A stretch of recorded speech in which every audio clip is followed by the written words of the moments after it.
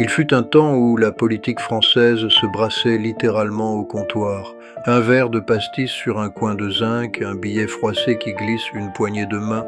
Et derrière, un certain Charles Pasqua passé de vendeur d'apéritifs à patron de réseau politique. Aujourd'hui, on s'imagine que tout ça appartient au folklore. Mais une partie de l'État moderne fonctionne encore comme un vieux bar enfumé. Beaucoup de liquidité, très peu de transparence. On croit que le déficit public est un phénomène récent, un accident de courbe, un choc économique, une mauvaise année.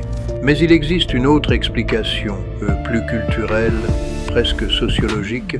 La France a appris à diluer ses comptes depuis 50 ans dans un territoire liquide où se mélangent réseau, loyauté et zone grise.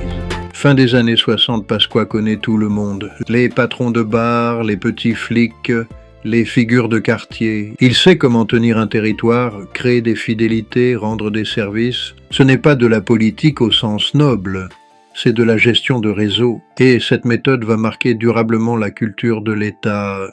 Le sac, les copains, les coups de main. On ne tient pas la République avec des idées, on la tient avec des gens. Et quand les réseaux priment sur les règles, la transparence devient facultative.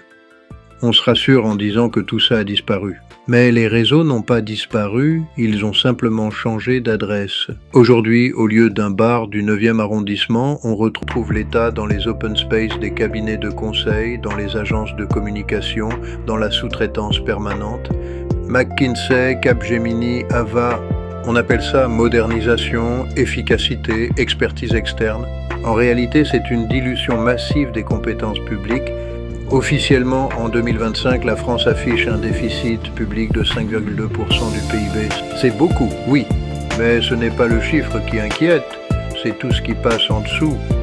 La sous-traitance sans contrôle, les missions dont personne ne lit le rapport, les budgets dissous dans des agences qui se superposent, le flot continu de contrats où l'État paye, mais ne maîtrise plus rien. C'est ça le déficit fantôme.